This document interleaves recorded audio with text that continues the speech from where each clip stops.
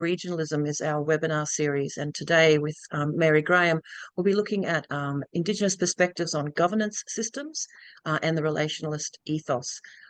So I'll give some short opening remarks so that folks know why AELA is interested in bioregionalism and some of the issues we're looking at. And then we'll have 30 or 40 minutes of Mary giving one of her wonderful talks. And then we'll have ample time for questions and discussion. So please do write your questions in the chat as we go along, and Sarah and I will collect them. And then I'll have that discussion with Mary at the end, and we'll get through all your questions if we're going very well. So as I said, in this webinar, I'll talk a little bit about bioregionalism and why we're interested, and then we'll talk with Mary Graham after her presentation. Before we kick off, I'd like to acknowledge country. I'd like to acknowledge the First Nations peoples from all of the different nations across this beautiful continent, acknowledge that lands were never ceded by treaty or in any other way, and always was and always will be Aboriginal land. I'd like to acknowledge any Aboriginal people or Torres Strait Islander folks or Indigenous folks from anywhere in the world joining us today, and also acknowledge that I personally live on Cubby country here in the beautiful Moreton Bay region. And that is actually, I'm on Cubby country, but apparently the view across to the Blue Mountain, Glasshouse Mountains is also connected to Jinnaburra country. So very privileged to live in this beautiful place and acknowledge elders past and present. I'd also like to acknowledge that the work we do inside AELA, our sister organisation Future Dreaming, is really committed to what some might call decolonisation, whatever that can possibly mean in a country like Australia. But we're profoundly committed to questioning the constructs of our Western society that was brought here in 1788, and to rethink what being a good earthling on this continent could really mean. And obviously there's no better source of information about that than the ancient and very successful Indigenous cultures that continue to govern and care for their places, their ancient homelands across this continent. Just wanted to introduce AELA. We've got a lovely, about 350 people register for today's webinar, and many will watch it on recording. So I know that a lot of folks will never have heard of us before. We're a small not-for-profit. We're based in Australia. We focus on Australia, but we have lots of wonderful friends and colleagues across the world in international networks. We work to increase the understanding and practical implementation of Earth-centred governance. So we're interested in how we can make positive change, not just one issue at a time, but to the broader undercutting systems of our governance. One issue that we're interested in, inspired by Thomas Berry, Earth jurisprudence, the idea that unfortunately for the last 500 years, a lot of Western structures like law, economics, politics and education are very much geared towards a growth mentality and an extractivist mentality. Earth jurisprudence asks us to shift that system and to think about what it looks like to have an earth-centred culture. Although AELA has been created by non-Indigenous Australian professionals, over the last 10 years, we've grown into a really interesting space. Our chairperson is an Indigenous man, Ross Williams, and we have a lot of input and connections and collaborative workshops and projects with a lot of our colleagues from First Nations groups. Our work is primarily around education and culture change and helping communities understand that the burden, but the joy of rethinking our systems and what it might look like to have those systems change at that deep level, so that we can be caring for country and caring for each other as an automatic and natural embedded thing in our system, not something we have to fight so very, very hard for all the time.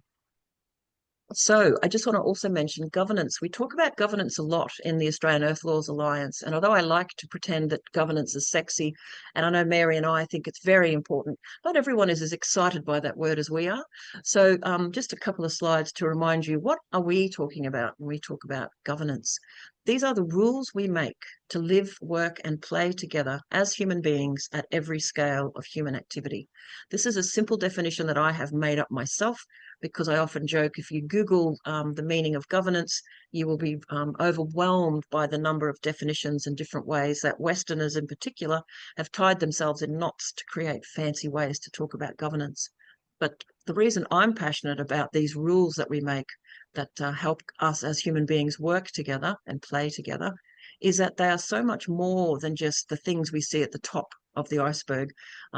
In all human societies throughout time, laws, moral codes, social norms have been the things that have kept us working together for better or for worse. And underneath all of these things in any culture are the actual aspects of our culture, values, and beliefs. So inside AELA, when we talk about governance, that's what we mean. All of these things that are helping us work together, including, and in particular for our work, how is it that we relate to the environment or the natural world or nature? And why is it that so much of Western laws, moral codes, and social norms allow and legalize so much harm that we've caused to the living world? Challenging those ideas and restructuring our those underpinning values is a big part of what we talk about in our work. So the Exploring Bioregionalism series, how does that fit into an interest in Earth-centered governance? Well, it's a really interesting and often contentious term. The old ideas of bioregionalism emerged particularly from the USA in the 1970s. So you can see here on the slide I've written, it's a term from Western writers and activists that sees human societies and culture as part of nature and proposes that modern human societies could be more sustainable, successful, and meaningful if our political, cultural, and economic systems were organised within natural boundaries. Now, I'm very careful in saying that this definition is a Western construct because Indigenous communities throughout the world have understood bioculturalism in their own ways since time immemorial. And that's why it's so wonderful to have Mary Graham join us today to share perspectives from a non-Western perspective, from a First Nations perspective. So today, bioregionalism, as an older idea from the 70s, has been moving and evolving into lots of different place-based ideas. And some of our earlier talks this year have explored different framings and different concepts, and I can touch on that later. So our series, the reason that AELA is interested in bioregioning or a bioregional approach to governance is throughout time, many human societies that have been successful have had the knowledge and the wisdom and this good sense to see the earth as the place that they had to care for so that they themselves could be well and happy and have a good life. And this to us is an interesting model very different to how Western laws work today. And it can in fact mean very different things to different people. So we want to acknowledge that. But at the end of the day, whatever you call this stuff, biocultural, bioregional, or other things, it's encouraging deeper human nature connections. It's acknowledging the importance of local connections, not just a big abstract concept far, far away. It definitely is a way to localize and integrate governance because it's place-based and brings everything into the same space. And from a non-Indigenous person's perspective, some aspects of bioregional approaches are useful because they amplify First Nations governance systems in Western thinking. Okay, so the only other things I wanted to say before I introduce Mary Graham is that the other reason that I personally am interested in a bioregional approach to governance is that the history of Western settlement in Australia has put these big straight lines across our nation. The state laws that basically emerged through colonial law really do drive a different kind of agenda to what a bioregional or a locally controlled decision-making process could do. So a reminder that prior to European colonisation in Australia and around the world, these are maps of places in the 1400s, a lot of the world was what I call a biocultural patchwork. And yet the map we see of modern Australia does not reflect that. It's a very different way of looking at law and a different way of looking at governance, and that's why we're interested in bioregional approaches. The Greenprints project program is something that we're working on with a couple of communities to explore what it could look like for particularly Western constructed societies to rethink a biocultural approach. Lots in there, but we won't talk about that today. We're here to listen to Mary. The final question before I hand over to Mary is what I often say in my talks is, what could we do inside Western style law and governance given one of the oldest continuous cultures on earth, the Aboriginal peoples of Australia, and our own Western scientific system of identifying bioregions, which is up there in the right-hand corner, and our catchment systems are all telling us a story that local places and unique natural features are the reality within which we live. And I now, with great happiness and joy, hand over to Mary Graham so she can tell you about her system or her way of explaining the system of governance that that Indigenous people developed here in Australia. This is just a quick plug for previous recordings. I forgot to mention that. We had Ian Lowe. We've had amazing women looking at bioregionalism from a Western's point of view on housing. We had the wonderful Sam Warren talking about different emergent definitions of bioregionalism. And we started off the year with Shrishti looking at bioregional work in India.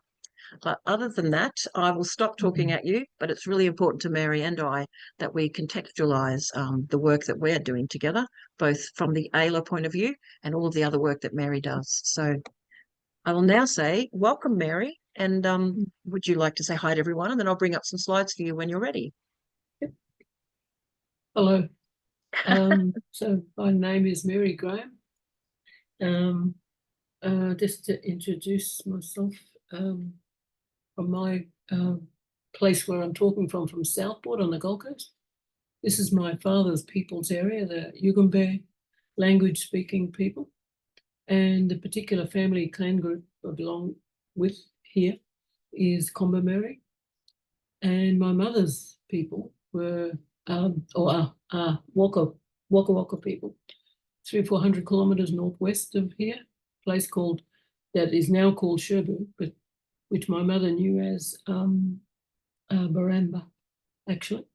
And so my mother came from that area. My father brought her down here. They married.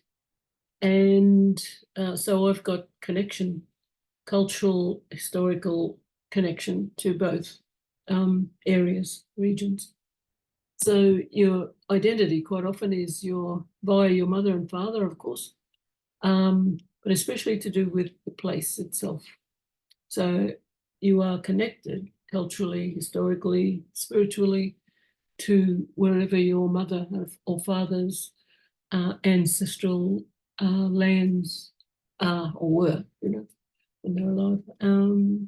So even though they passed on, I'm still connected to those places, of course. I just happened to live here, though, went to school here and so on.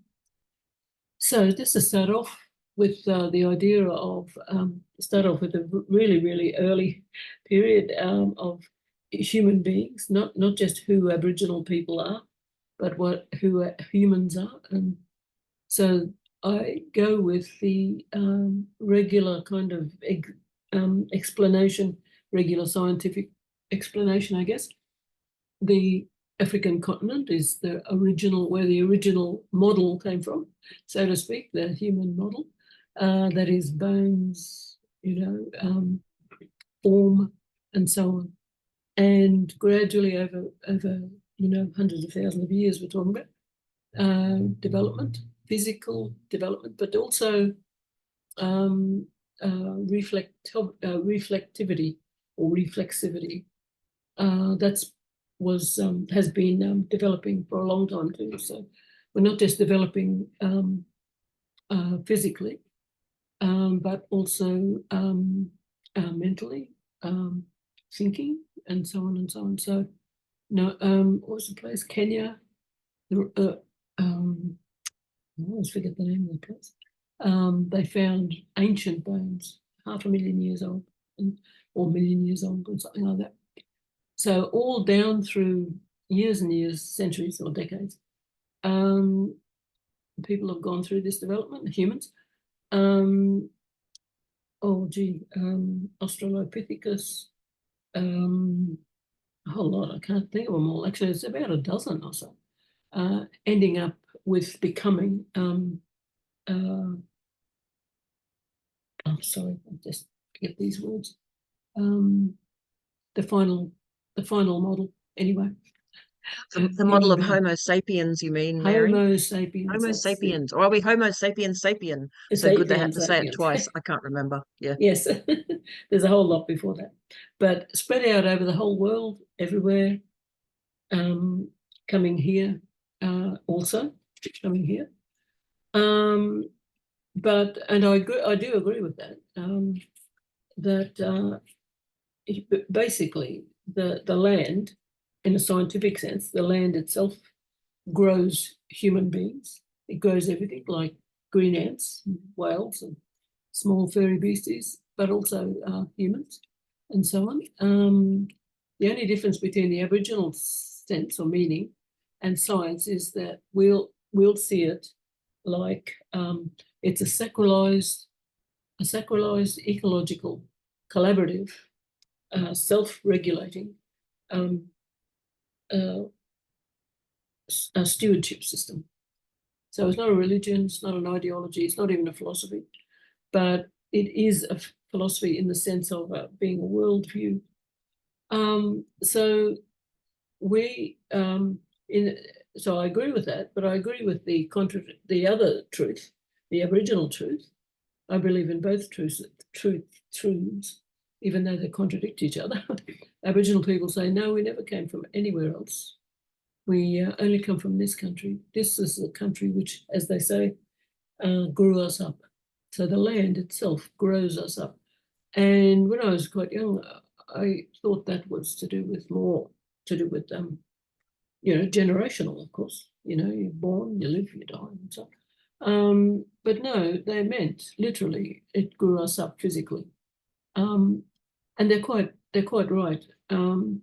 Because you have to think about what makes human beings. So it's been discovered or found that there's a presence here, a human presence, up to about 120,000 years, could be more. But conservatively, what is usually said, and Aboriginal people more or less say that too now, or something like this, that we've been here for about 60, 65,000 years. That's very conservative, actually. And it has been proved. So if people have been here this long and that humans are still developing, what has been developing? What actually has been developing? The physical human being, but the human being, the one that thinks and feels and believes and so on and so on. And above all, understands what relations are, relationalism. So the argument then became,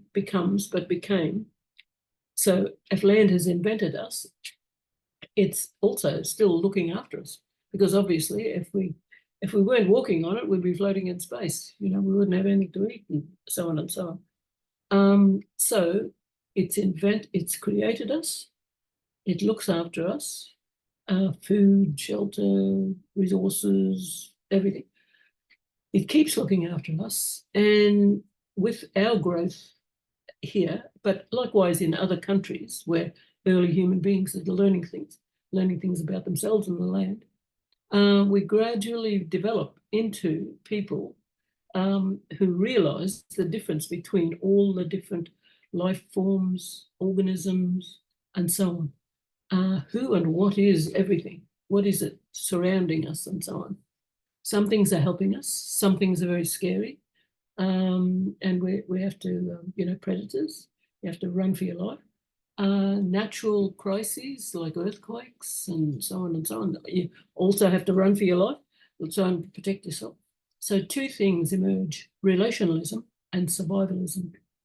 So the relationalism emerged as a general kind of notion that because the land is looking after us, but it's looking after everything else too.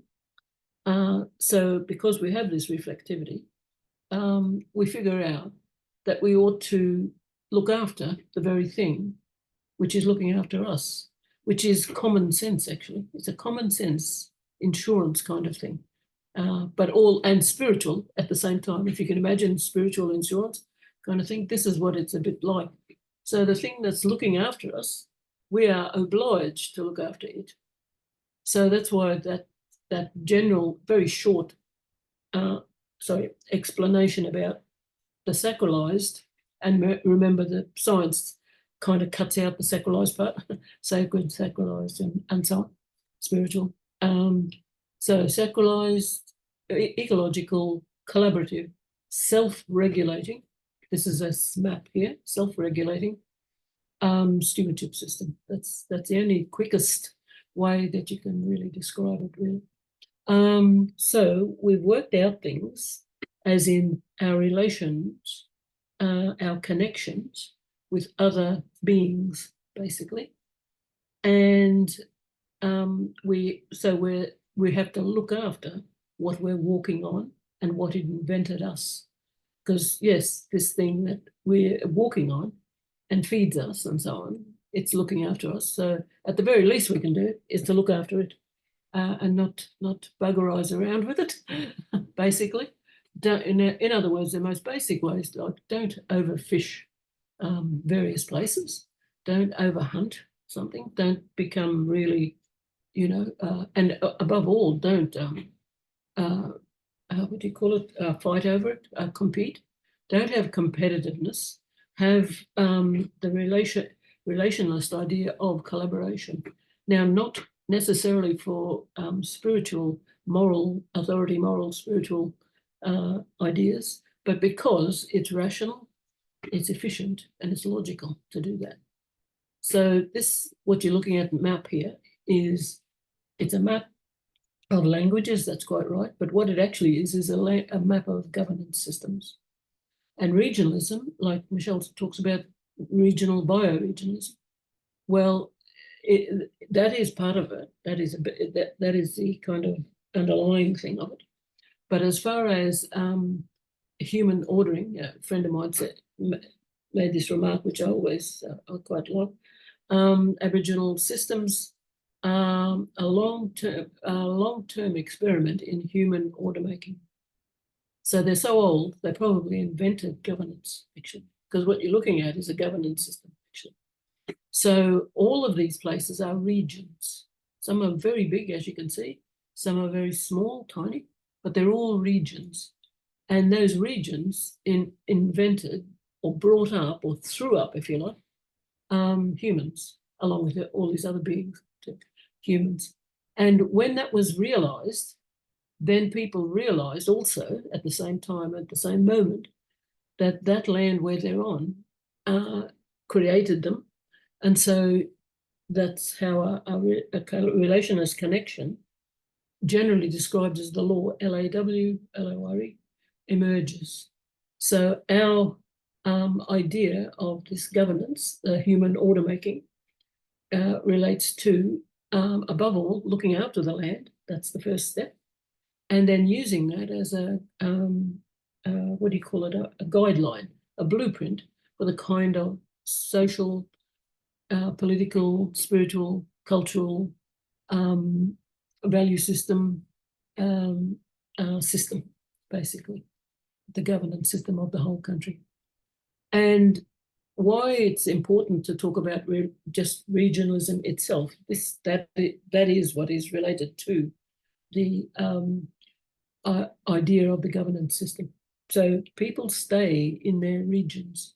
There's no notion, a revolutionary notion that has arisen at any time about, well, we all have our own place, but we should all really unite and be one big country. That is hasn't even, you will never know for sure, of course, naturally. But it seems as if that was the case. So even if, say, for example, between regions, they get on or they don't get on, the main thing is to maintain this relationship, which is called autonomous regard. So every one of these places are autonomous. They're interdependent. They are their own boss. There is no hierarchy among them. There's no one or collection of groups, treaties, mobs, that dominate all their neighbours. So dominating others, as in a hierarchy, is incomprehensible. It doesn't work. It won't work. It doesn't work. And it's too complex. better, easier, more rational for people who have been influenced by their regions to look after their regions and to agree with that their neighbours are getting on quite well too, with within themselves, but with their neighbours, with each other, I should say. And that's the law. It's not doing it because you know, we've all gathered together and singing Kumbaya or anything like that. It's the actual LAW, you're supposed to get on with each other. And that's also a different way of looking after the country, looking after land. So you're from looking after land, but one of the main things of what culture is that which gives us purpose, actually. And the purpose is to figure out what the purpose is. That's what it is. It's probably the oldest governance system in the world, basically. And the governance system does have some rules. I'll just go straight to relationalism and survivalism. And that's sort of like the bottom line of it, really. So relationalism is, of course, family, friends, neighbours, and so on. And it is even enemies, actually, too. I know it sounds strange, but it's the people you disagree with also that you have a relationship with. It may not be very positive, but it's still a relationship.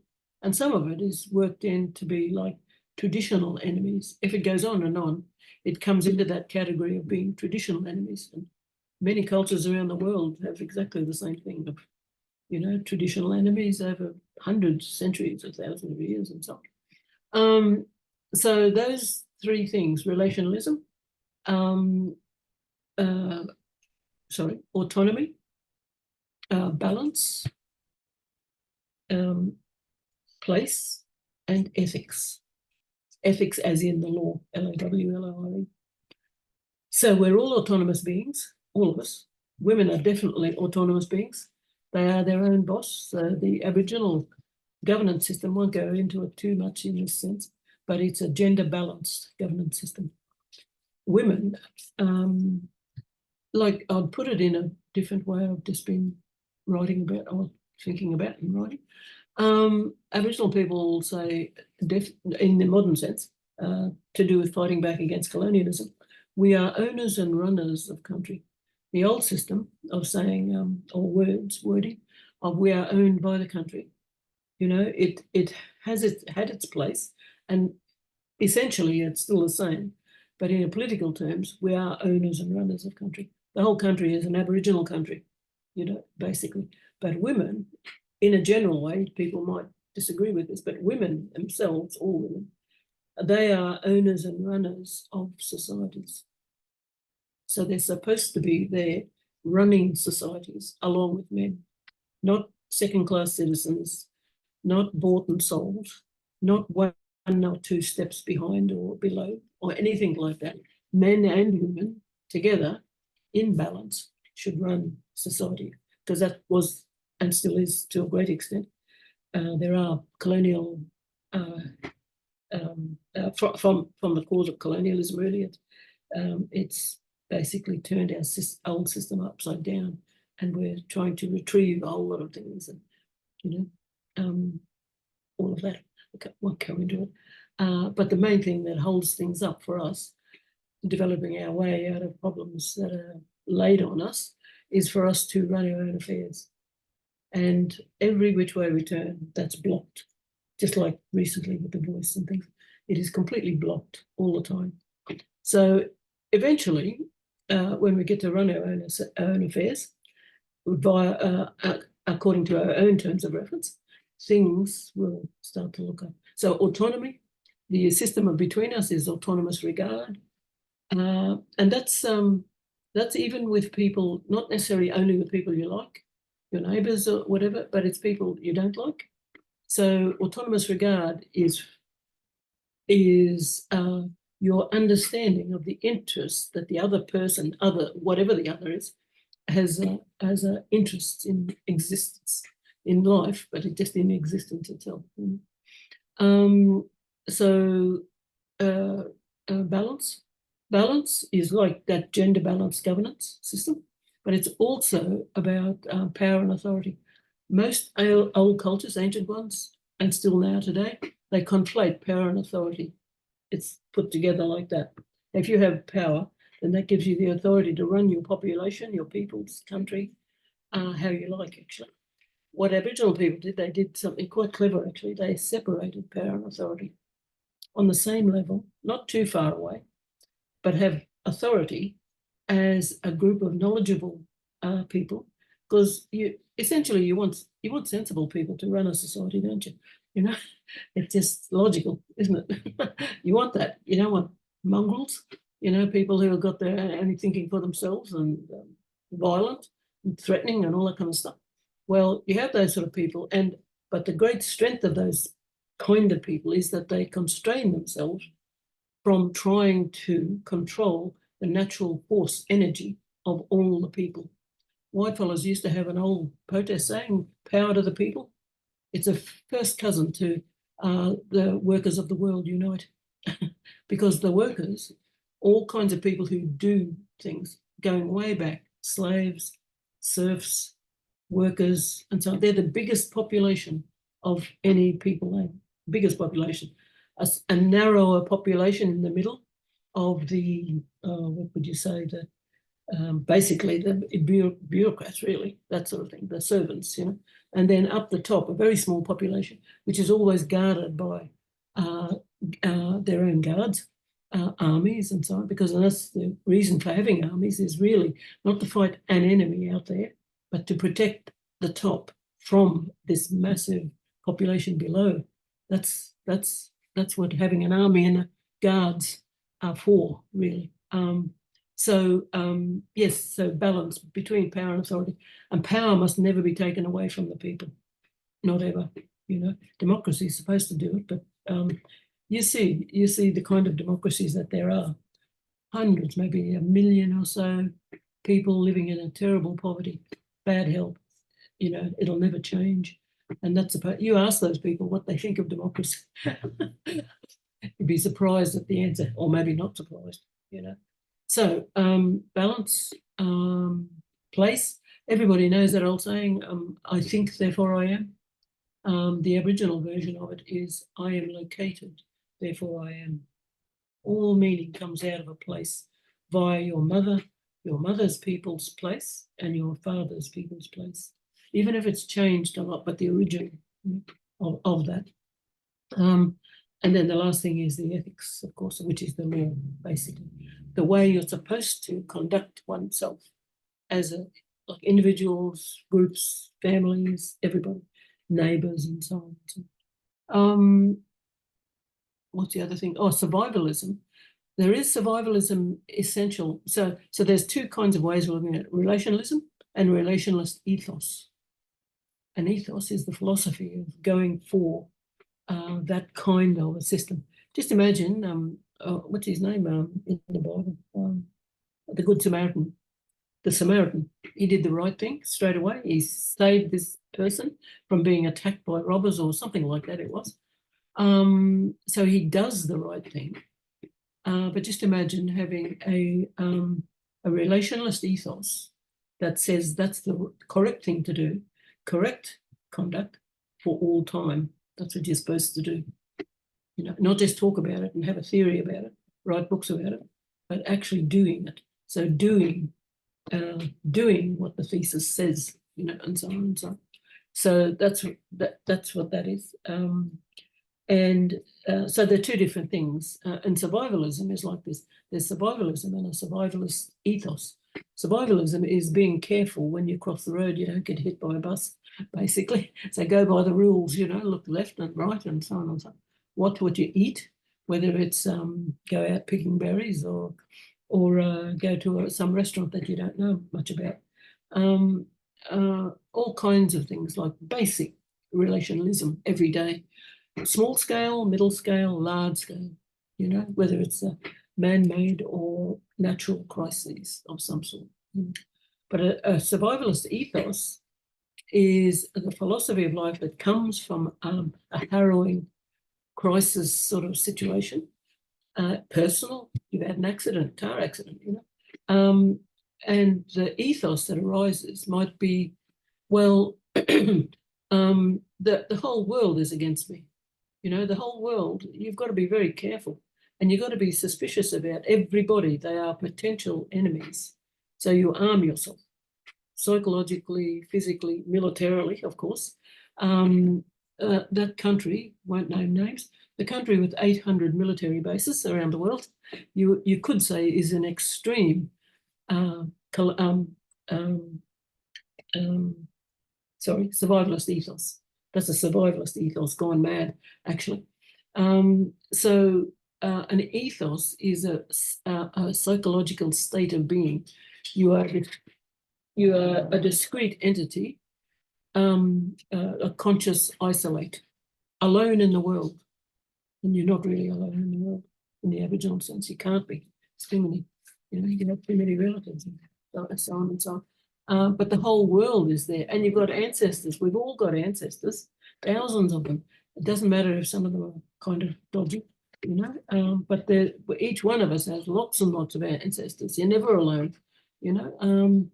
So that relationalism and survivalism is extremely important. That's the beginning of working out a political, social, cultural way of living, I guess.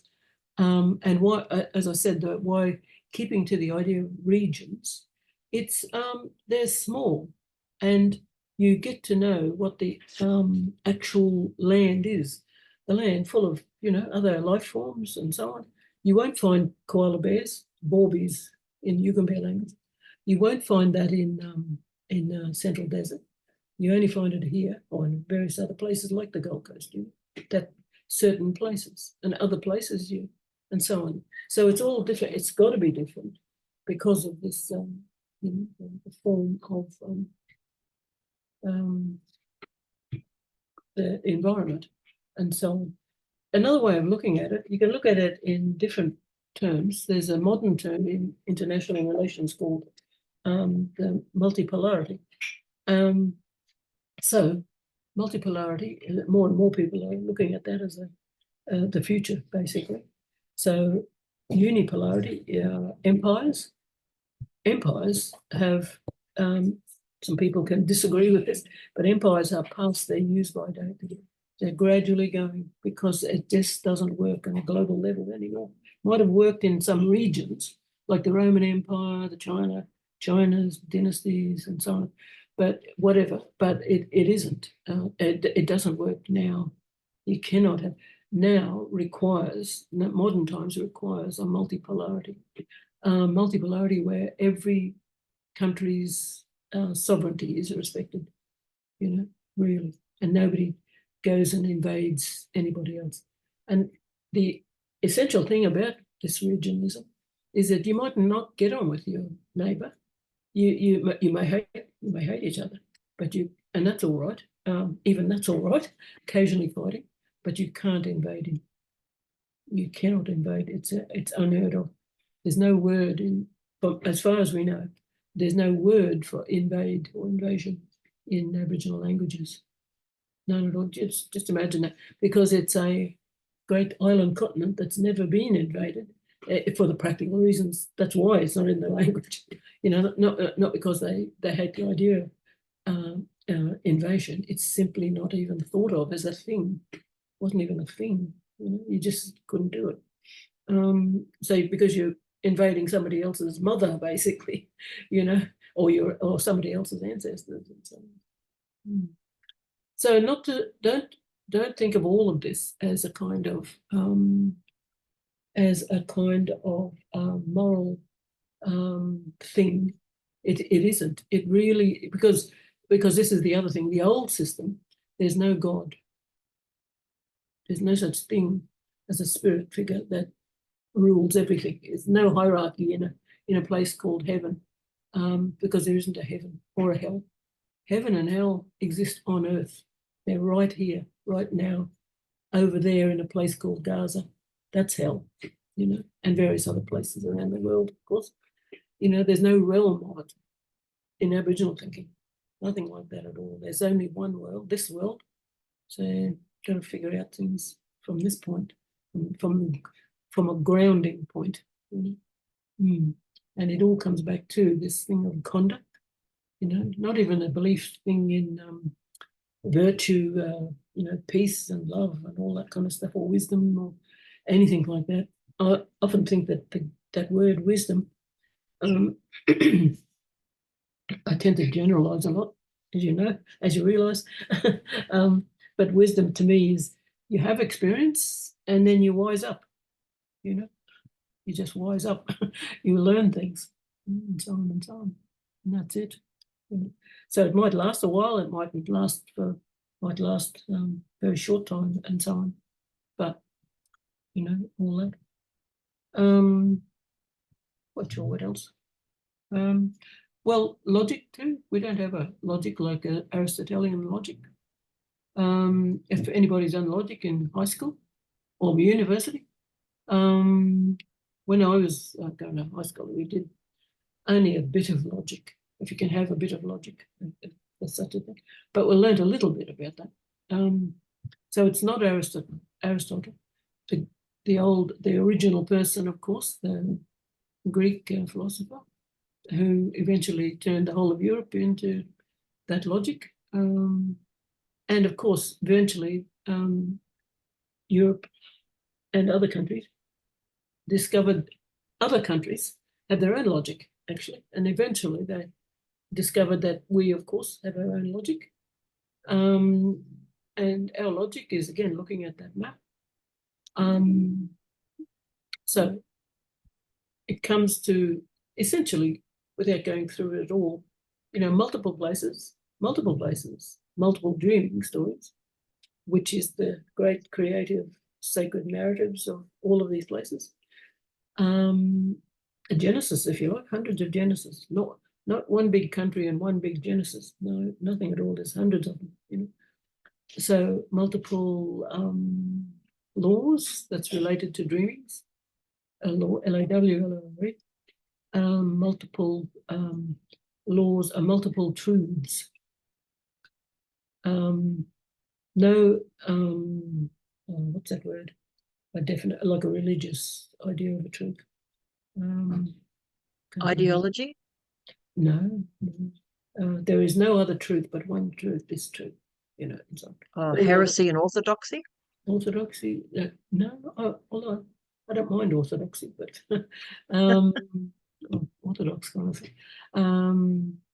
No, I can't think of it. But anyway, it's a truth. The main thing is that a religion, and I'm sorry if it offends you, a religion requires faith. Well, the dreaming doesn't require faith. I know people who do belong, Aboriginal people, do belong to this church or that church, and yet the dreaming is just real. It's the reality of things, the reality of existence, whereas a religion is a faith-based thing, and it's got to be the only worrying thing about faith is, well, it can be strong or it can be weak. You can discover it, or you can lose it, or you must have it, or it doesn't matter. It doesn't really matter. So it's a very kind of unreliable thing, whereas the dreaming is about the reality out there, or inside the matching up thing between outside and inside and so on. So it's just different. And a truth is a perspective of the whole of existence, really, from a particular place. So the equation comes out, the logic comes out, all perspectives are valid and reasonable. And the best thing about that is that, yes, it suspends judgmentalism. It doesn't get rid of it. You can't get rid of judgmentalism. It's part of our genes, actually, part of our ego. So you can't get rid of it, really. But you can suspend it for having, well, autonomous regard, good relations, you see, between neighbours, and so on. So it's a completely different kind of logic, And of course, logicians have come across it, deny, they think it's that's not a real logic. Well, if it helps to sort your thoughts out and helps you to see other people's thoughts, what they're thinking about. Well, it can't do any harm.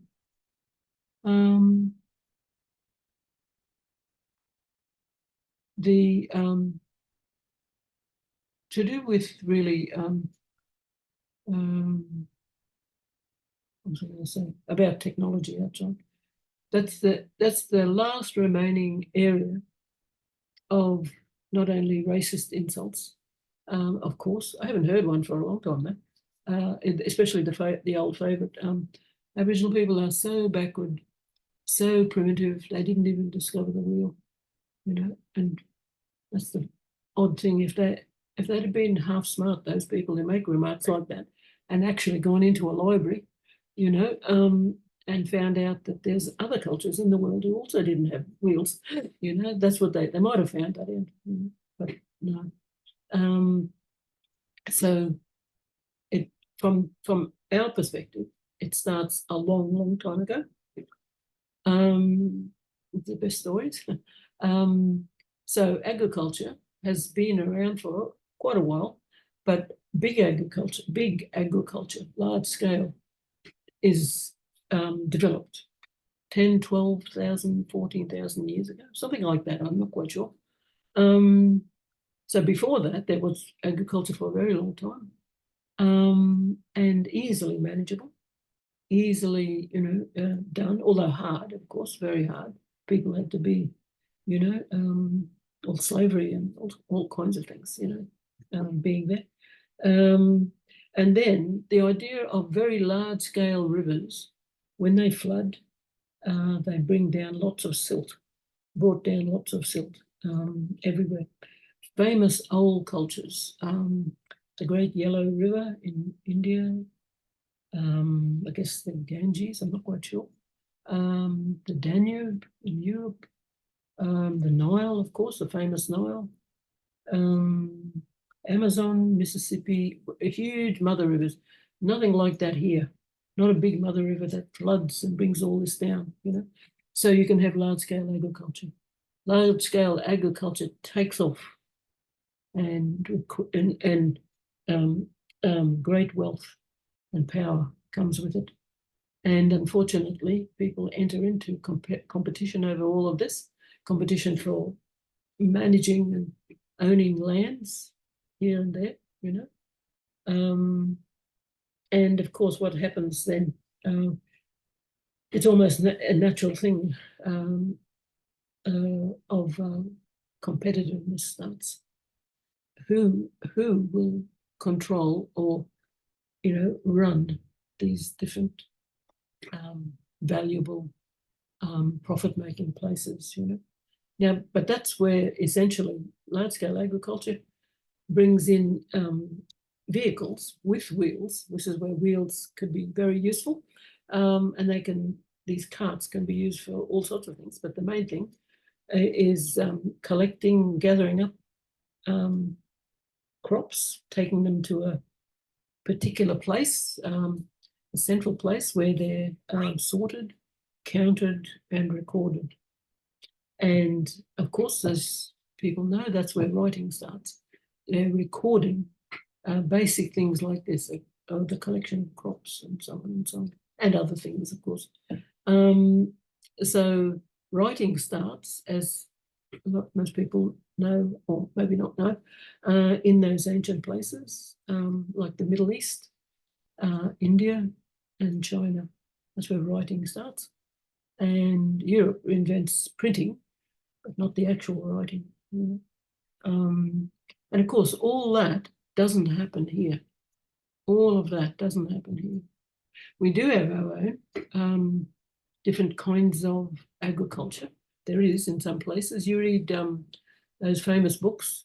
They should be bedtime reading, I reckon. Bruce Pascoe's Darkimi. What's the other one? Bill Gamage, Greatest Estate on Earth. They tell you in minute detail, incredible, half the things I didn't know myself, and many people didn't know, that different parts of the country they're running the country in different ways. How to do this kind of, you wouldn't call it agriculture. I think there is a word for it, Michelle. It's not straightforward agriculture, it's something else, but it's like it.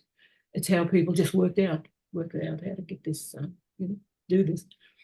And but the other thing was they were already behind, so to speak, the historical 8 ball, because there's no domesticatable animals here.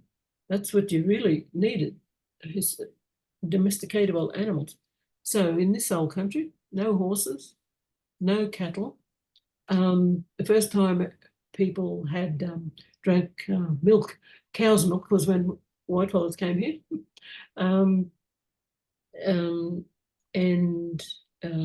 Also, you couldn't, and still can't, many people can't metabolize milk or alcohol. That's why alcohol is disastrous for Aboriginal people. They can't metabolize. A whole lot of other cultures, they're, used to it for thousands of years, of course.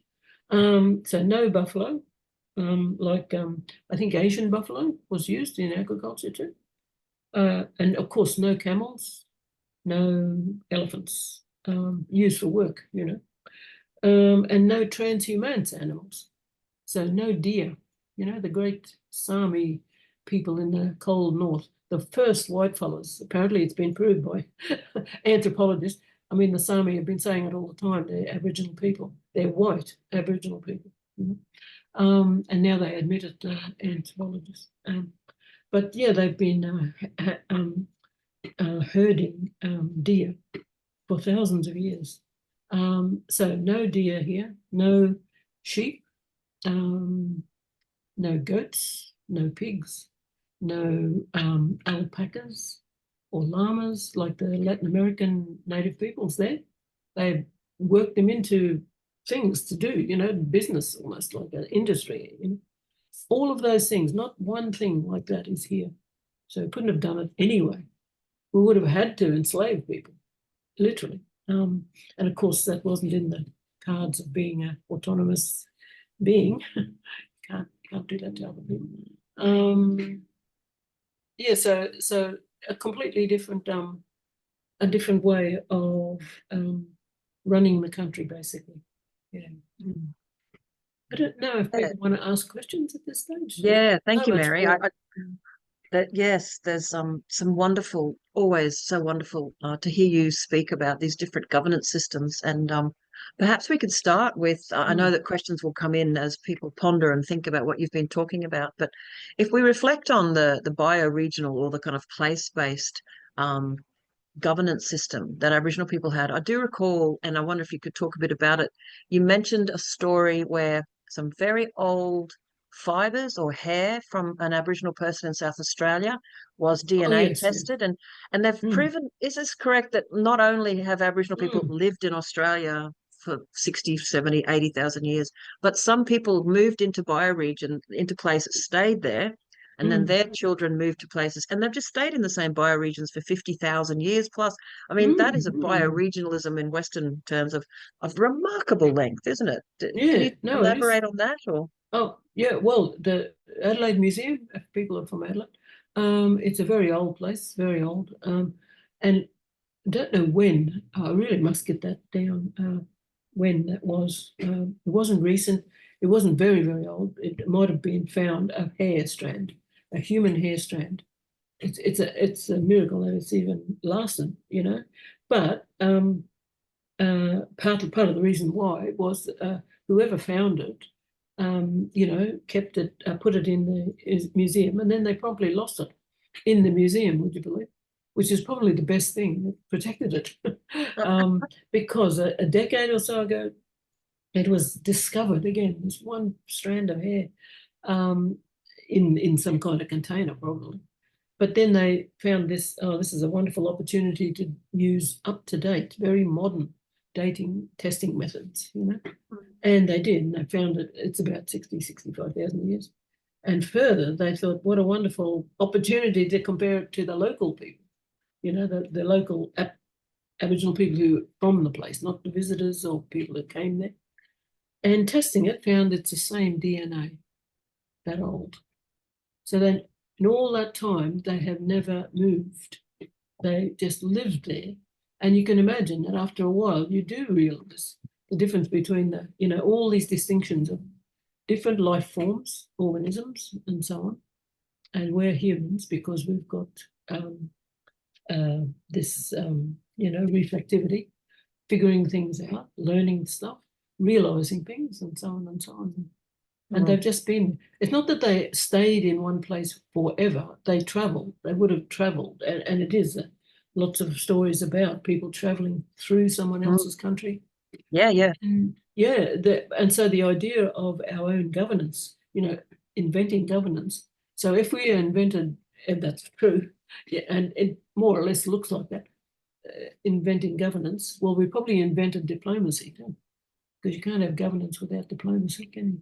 And protocols, which Aboriginal people are always on about. Lots of old cultures' protocols are very important, but no matter what kind of protocol it is, essentially at the bottom of it is they're all diplomatic traditions there of how to behave, how to conduct yourself with one another. You can't have leaders calling other leaders bad names and insulting them, and all that kind of thing which goes on there. It's unbelievable, it just mustn't happen. It's very, Thanks, Mary. A couple of questions coming in now. What I might just quickly do, for those who've never seen them, and you can Google them and find them, as Mary said, and forgive me if my comment was a bit incorrect, Aboriginal people would come and make their homelands in a place. They definitely travelled and met and went off to festivals and corroborees and wonderful things. And if you ever Google Aboriginal trade routes, there's a whole bunch of... Oh, can you hear me? Are you... Mary, we can hear you. Oh, yes. You went silent for a while. Oh, did I? Yes. Oh, I don't know what's happening. Oh, no. You had a map up there of the trade routes. Yes.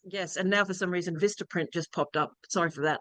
Yeah, I just was saying, Mary, just to reflect on your comment, that people traded and that some of the ancient trade routes across the continent, people have shown that, haven't they, through archaeology and other stories. Objects moving around the whole continent, just amazing. It's amazing. Yes. Excellent. Well, Mary, I'm going to go to some questions now that have been typed into the chat. So firstly, Tom has made a comment, and I'll just read that out and we can comment on that. So he says, as I recall from a number of years ago now, as part of the long-running debate about reforming Australia's governance system from a 3-tier governance system, federal, state, local, to a 2-tier system, federal and regional, there was a suggestion even then about the borders of the regional level of governments should follow natural watersheds. I'll jump in and just say yes. Even when I was doing my law degree in the late 80s, there was lots of debates amongst lawyers that if we could rearrange the legal system, we would have a federal and regional system. They weren't even talking then about bioregional, but just regional. But what do you think of that idea, Mary? Rearranging things? Of course, it's brilliant. And some incredible people, quite different in their political sense too. People like Gough Whitlam, he was all for that. And then there was that historian, I can't think of his name, but he's very conservative, said a few strange things. But he was all for that too, So I think that's a great idea.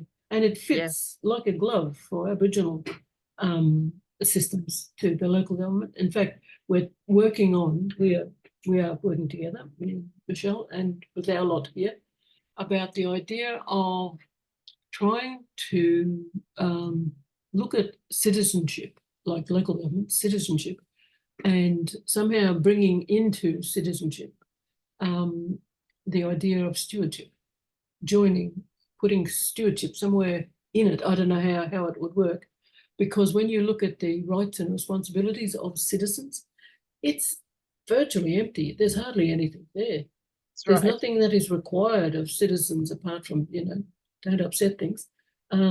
Rates, roads, and rubbish. That's what they're principally. But it should be more than that, especially with climate change. It's big thinking on a big scale to turn about.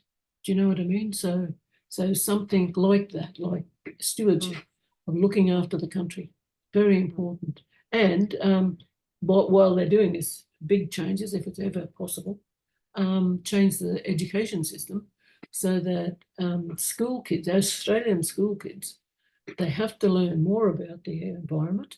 I know a lot of people disagree with that sort of thing, you know, even talking about climate change, but also philosophy. There are countries around the world who learn philosophy, you know, and they've got to learn that. They've got to learn, I believe, school children, the state as a requirement for the usual stuff, maths, geography, you know, history and things, but philosophy, and philosophy, a three-part kind of, a three-parter thing, or maybe it could be different for different grades or something like that, more complex as it gets into high school, ready for uni or ready for work or whatever. So the Aboriginal stuff, of course, doesn't matter in what order this comes, all the Aboriginal, you know, worldview, basically, and doing how to look after land and so on. And that would include the environmental stuff, of course, but cultural stuff too. Western logic, find out how did this all come about, and not a particular kind of thinking, but what thinking actually is, as in logic and so on. And then also a choice thing of the Asian philosophy. Now, it could be, because it's such a big place, you know, the whole of Asia, China, India, how can you work this out? That would be very good for learning about the difference between philosophy and religions, actually, too, you know. When I was younger, for me, Confucius made a lot more sense than Aristotle, you know. I couldn't get that kind of either or. Either you're right or you're wrong. And I thought that was a bit simplistic. You know, it wasn't hard to understand, but I thought, what kind of thinking is that, you know? And then when I got into all kinds of different Asian thinking, Asian philosophies and religions, of course, I felt more at home with that. I followed through. Then I came back to Greek philosophy and so on, and all the others, you know, the continental stuff. And thanks, Mary, because really what Tom's commenting on, the idea of governance with connecting to regional, it's not just a political boundary, as you always stress. It's a culture, it's a logic, it's the relationship with your place. It then infuses all the way through, as you always say, you know, the land is the source of the law, therefore that's a template for how we work together, how we live together. That's why I love all the work that you and other First Nations peoples in Australia do, because it speaks so naturally to someone who's been raised as a sort of Western environmentalist, where we want the culture change, we want the systems change, and we certainly want governance change, but it kind of all has to interconnect through systems change, doesn't it? It's fascinating. Absolutely. And, you know, the region is more to do with the local, the grounded.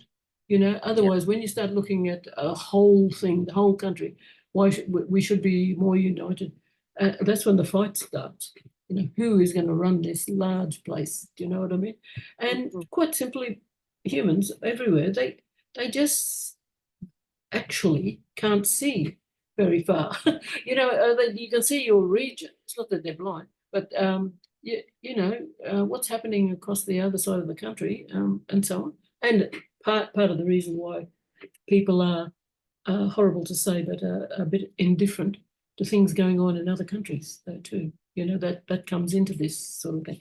But it's good to look after, to see what's happening in your own area, look after it, and that gradually everybody does it. You know what I mean? It grows. It just grows eventually, and you avoid, like the plague, ideologizing. And blackfellas, Aboriginal people, they don't ideologize conflict. They don't. It's very unusual. Everywhere I've gone in Australia, everybody always, the Indigenous friends I have, it's always, well, that's not my country. I can't speak for that. That's their perspective. That's their law. That's their way. And I love that. And I hadn't heard until you talked about autonomous regard. And again, reflecting as a person from the Western culture and non-Indigenous tradition, I have spent 35 years watching local Western communities fight for the right to protect their local environment, because our legal system it was never built to do that. It was always built as a top-down structure for the extraction of resources. So again, there's so much in Indigenous culture and governance that we can look at and learn from. And there's so much in the Western constructs that are still great, but we need to change. We need to change that focus. Well, one thing that has always struck me is it's not. Please don't think I'm saying Aboriginal good, everything else or Western bad. Not at No. all. When I learnt about the the National Health Service, the British National Yep. Health Service. Yep. And Australia has Medicare. Yep. Yeah, anything Yep. like that. But especially that was brilliant. If we hadn't heard of it before, Aboriginal people, if somebody was talking about it, they would have recognised that as the principle of stewardship, of looking after the people, you see. Do you know, that's how they'd see it, that National Health Service. The very idea, highly ethical, it's free medical care, very good quality care, medical care, and absolutely, poor people never had to worry about a thing. They could go there and be looked after, and so on and so on. Now that's pure from our point of view, values. That's the relationalist ethos at work. That's the relationalist ethos Yeah. at work. And every now and then you feel, I could see you trying to look at history, especially European or Western history. Every now and then they'd stumble across something like this. I mean, even the thing, I know people have grown over this and propagandized into not liking unions and so on, but they do protect the workers, and I know there's problems with criminality and all that, but the value, the idea of a group of people who protects the workers, because who else would protect workers? Nobody. Historically, Mary, they've never been protected, And the work that Mary and I are doing on our book, where we're exploring different ideas around what if Australian systems were built on the relationalist ethos, has in fact led me down wonderful rabbit holes of old style European governance systems that were awesome, like the Icelandic system in Greenland. They set up their own self-regulating systems, non-centralized, governing their own little communities. So there's lots of good examples in the West. We just got a bit of trouble. Anyway, let me go back to the questions. Sorry. We've got another 15 minutes. Thanks, guys. So JP says, thank you so much, Mary. You mentioned our very big multipolar world as well as the local bioregions. Can you speak to how you would envision multipolar places how you would envision them interfacing in a healthy relationalist way? And maybe how do you see we might get from where we are now to how we might get there, to more multipolarity properly done? Oh my God, that's a huge question. I'm reminded of, there's a French philosopher called Montaigne. He was a great essayist. I don't know if people have read it. I have this love of essay writing, really. And somebody asked him at the time, this is about 1500, the 1500s, I think, or 1600, something, about the meaning of life and all that. And he said, I wouldn't have a clue, He said this famous big philosopher. I don't know. I wouldn't have. I don't know. Well, I feel like that. But if we talk it's a huge thing multipolarity that in everybody Australia, has to talk about. You know what I mean? Everybody and different cultures have to think about that too, in their own, because everybody's got their own culture. Yeah. And multipolarity in an Australian context, Mary, I mean, perhaps we could start by thinking about how, I don't like being critical of things, but the state governments could enable local communities to have a greater say, that the system itself could be cracked open to enable greater local decision making about protecting environmental issues. Because right now there's no regard for the autonomy of local communities very much in our legal system. No, there is. I've heard from the Iraq War on, people were so disappointed, so angry, clearly, millions of people, even some Americans, they had big protests about that war. Millions of people marched, don't have it, but governments, so much for democracy, they didn't take the slightest bit of notice of what millions of people were saying. So there's a whole lot of people, and English, I think, UK, I'm not quite sure, I think it is mainly there, but I don't know if it's in any other country. But anyway, they come up with this idea of reforming or regenerating, I forget what you say, but sortition.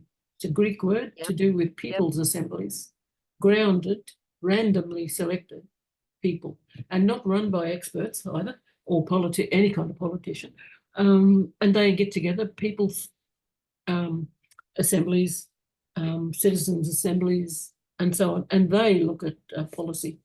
And the government, can you imagine? The government has to listen to this because it's democracy on the ground in a sense. So I don't know how it's going, how it's developing, but when I heard about that, I thought that's fantastic.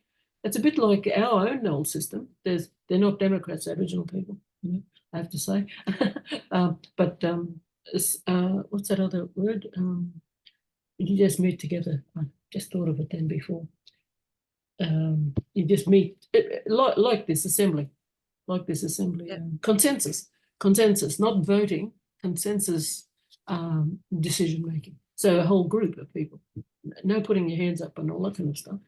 You work and argue and talk your way through these things.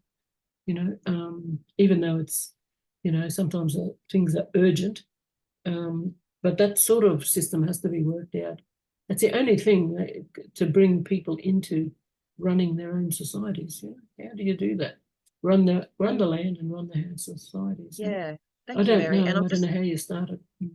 I'm looking at a couple of questions that are sort of connected. So Hanan, sorry if I'm saying your name wrong, has made a comment and curious about relationality and how to foster it in a world that rewards the accumulation of wealth. And that speaks a little bit to what you were saying, this building of relationships, these having conversations.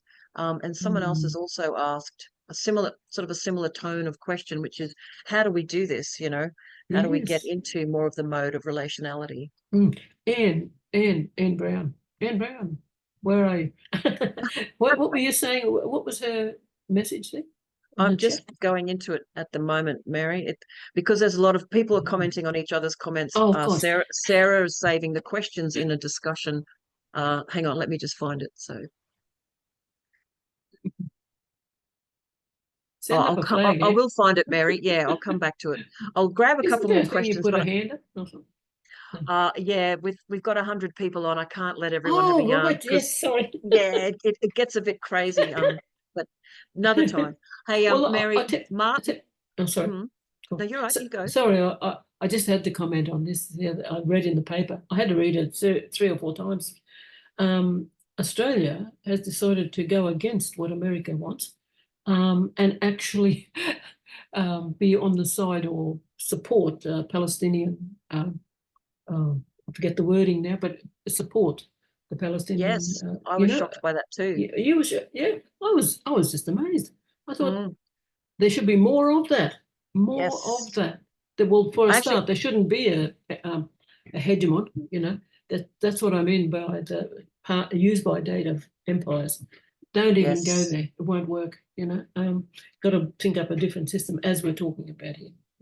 Absolutely. I found Anne's question, and it is relevant to the stuff that we've talked about. So Anne has said, local treaties with First Nations peoples could be a slow beginning to a different form of political structure. This is something that you have a lot of thoughts on, don't you, Mary? Yeah. Oh, well, in a personal sense, I'm sort of with people who are, now, they're not deadly against, completely against treaties, but I like the idea because it's a bit difficult. How do you have a treaty with a colonialist country? How do you do that? It's impossible. You see what happened just now in New Zealand, not long ago? After all those years, that Waitangi Treaty just chucked out in the bin. Do you know what I mean? And all the history of all those American and Canadians, those hundreds of treaties just totally ignored, So why go with a broken system?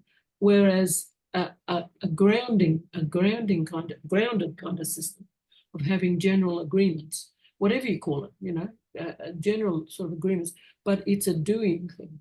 It's not about, again, high principles, like we'll all be, what do they say? Sitting around the fire, singing Kumbaya. It's not like that. We'll all be friends and reconcile. The proper word anyway should be conciliation, not reconciliation. Coming together and to work on making agreements about practical things, about how to look after the country. So work together, and that's the idea of growing a partnership, growing relationality. You grow it, water it, experiment, have all that sort of built in, and it's a slow process, because how long did it take?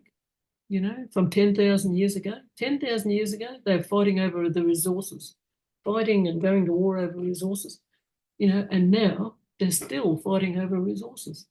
I mean, of all the brilliant things that have happened over 10,000 years, genius things, and people are still doing that. It's And honestly, unbelievable. the more history you read, the more you dig into the root Yes. causes of colonialism and everything else. It's just the Yes. same story over and Yes. over again, decade after decade, century after century. Yes. We'll try to squeeze in a couple more quick questions. Martin from the Centre for the Advancement of the Steady State Economy has asked a question. Our current economic system is founded on the idea that there are no biophysical limits to growth.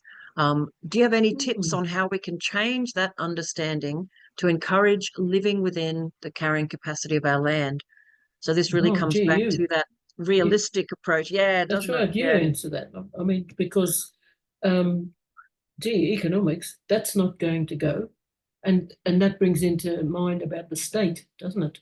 What do you do with the state? The state at the moment is a handmaiden for corporations, really, honestly. But the state runs all sorts of things, though, too. I was just making a reported earnings to Centrelink because I want to make sure I get my pension next week. And the state does that. So you know what I mean? Yeah. So you have to be. How can you be realistic and idealistic at the same time? But the one thing I always think is that blackfellas overall are realists, and I've always thought that sorry, please disagree with this, the Europeans more or less are very idealistic, because they've always wanting to look for a utopia of some sort, or the final great truth is out there somewhere, we'll get it, and so on and so on, the answer to everything, but that's actually to me that's an interesting idealistic, and terrible things can happen in idealism, but realism is looking at around what is actually here, who are we, and so on and so on. No, I was going to say, Mary, that's actually a lovely answer, which is the realism of looking out into our world and, living within our limits by understanding place. And if we even take a Western construct, the Earth jurisprudence theory from Thomas Berry, even he says what we have to do is learn to understand the places we live and actually understand how they work and how they should be and how they should flourish, and then work backwards from that to understand our carrying capacity. So, Martin, I know you've worked in this area for a very long time, and it's not an easy conversation to have in a growth-obsessed culture, but I personally think that everything from community grassroots work to education is wonderful and important, but it would be a lot easier if we had kind of collective responses through leadership, collective use of our taxation system. Imagine if we had political leaders who actually had a conversation about anything real, like carrying capacity. They just don't talk about it. It's like we're in different planets. They're in La La Land with GDP. They never talk about limits or ecological health as a foundation, Well, Martin, it's a bit difficult to start a conversation here, but the system of, is it UBI or universal basic income? Yeah. That, I don't know much about it, but it sounds fantastic to me. Does he agree with that? Does Martin agree with that? I don't know. Well, unfortunately, we don't. Oh, he's gone. A community-centered economy, not a economy-centered community. That sort of thing. But it sounds like just plain common sense, a UBI. Don't you reckon? Yeah. It's a complex thing, Mary. Everyone who's ever piloted it has found remarkable outcomes. But you've nailed it before. You said that relationship with the state, the relationship with the government. The government has a very strong agenda on what it thinks is a worthy economy, and that is resource extraction in this country, as well as other very good things. It's still obsessed with $11 billion of subsidies a year for the fossil fuel industry. So, that takes up a lot of their time. That's right. Sorry, can I just end by talking about what I'm working on? Well, this is something else. Thinking aloud about thinking and writing it down, as I think, which is why it's such a mess. Looking at the state, And states are places like America and Australia, states that still have a essential colonialist sort of system, really. And then there are civilizational states, you know, they're old cultures. They've worked a whole lot of things out themselves, but they're not devoid of having wars themselves, between themselves and other people and so on. But the idea of having been trying to work out our own, if we could call it something in this large sense, large idea, and that is a civilizational culture. Now, a civilizational culture, it has been written about by different philosophers, but I think that's where we look at.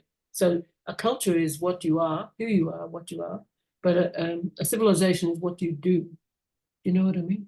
It's monumental thinking. It's a whole lot of good things, but it's a doing, building things and so on, creating the most incredible, fantastic, wonderful things and so on and so on. But somehow who you are and what you are, you know, has to be joined with, so culture, civilization comes out of culture, but not leaving it behind. And that one of the best examples I know of is that old Greek saying about Narcissus. Narcissus is a, you know, as you know, beautiful youth who falls in love with himself, narcissistic, in the water. He can't stop looking at himself.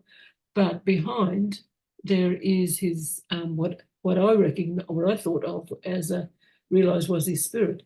But the way it's quite often been told, that story, that myth, it's a girlfriend apparently, but I don't think it's a girlfriend at all. I think it's his spirit, and he doesn't want to, he knows she's there, his spirit, he knows it, but he doesn't want to acknowledge it, because if he acknowledges it, he has to change himself into a fully completed physical, cultural, spiritual being. You know, physics and spirit. You are a full, complete human being. And he's trying to avoid it. He knows, he's aware, but if he turns and he acknowledges it, and he doesn't want to, so he keeps staring at himself. He is obsessed with physicality, see, you know, materiality and so on. In a sense, it's sort of related with the thing of culture and civilization. So, in other words, say you have a state. A state should learn to be a civilizational state, especially one that's 250 years old, as opposed to, you know, tens of thousands of years old. But a state, looking at it from the point of view of a state, it could become far more interesting into not replacing, you know, not this clashing Hegel kind, you know, dialectic kind of thing. But the state should learn to be a bit more, well, you know, civilized, basically. Essential civilization. You know, have more, it could be, again, from small scale to middle scale to large scale. Have more seating around for people to sit on in this, you know, acres and acres of bloody concrete, do you know? Have music in parks. You know, they're all little things, but something far more cultural and humane, you know, be more like that. That's civilizational culture. You know? And I would see that the old NHS, National Health Service, that's civilizational culture. That is. Making sure, have policies that there are no homeless people anymore. None. I know that sounds socialist, but it probably is. No, it's relationalist. It's relationalist, yes. Yes. Look, there are heaps of other questions. I'm sorry, folks, that we didn't get to them. I wanted to make sure that Mary had time to have a yarn about issues and topics important to her and answer some of the questions. Before I wrap up and say goodbye, just want to thank everyone for joining us today. And if you're interested in bioregional issues, please stay in touch. Stay on AELA's mailing list. If you're working on projects yourself that are exploring or progressing any of these ideas around bioregional or relationalism, please shoot us an email anytime. Next year, we hope to, well, we are going to run at least one webinar a month from about February or March to continue our bioregional conversations. And next year, Mary and I will be working on a whole bunch of new projects, including hoping getting our book will be out. An article, as Mary said, about citizenship and stewardship. There'll be And a a lot few more other in bits that. spots. Yeah. And also some practical things on the ground at the Gold Coast. So I just want to give a quick plug. One thing to look forward to if you're in the region or can come up from the 10th to the 12th of October 2025, the New Economy Network, which I am part of, will be hosting its biennial conference in Yugambeh country. And Mary has already agreed to speak at it, and we're going to have a wonderful Yugambeh presence, Yugambeh language speaking people's presence at that conference, and it's going to be an exploration of localization and new economies. And Mary and I will be up to many other weird and wonderful projects together. And if you're interested in more, Mary, and aren't we all, you can Google Mary and find heaps of YouTube stuff and articles. You can go to the Future Dreaming website, and we've tried to collate most of her articles and many YouTube interviews. But yeah, there's so much more that you can read and learn. But stay in touch with AELA, jump on our mailing list. And if I don't see some of you again, I actually want to wish you an early season's greetings for whatever your summer holiday looks like, or whatever your December, January looks like. Please take care. This is our last event for the year. So really lovely to see you all, and thank you for your awesome engagement. And Mary Graham, always wonderful to have you. I'll let you have the final word and say fare thee well to folks. Yes, look, this has been wonderful. If you all want to organise yourself into a citizens' assembly, I don't know how, of course, but that would be wonderful. But yeah, well, good luck with all your, endeavours and adventures and everything. We'll see you soon. See you all soon. Yeah. Bye. Thank you so much, Mary. Thank you, everybody. Okay. We'll see you. Thank you. Bye-bye. Thank you. Bye.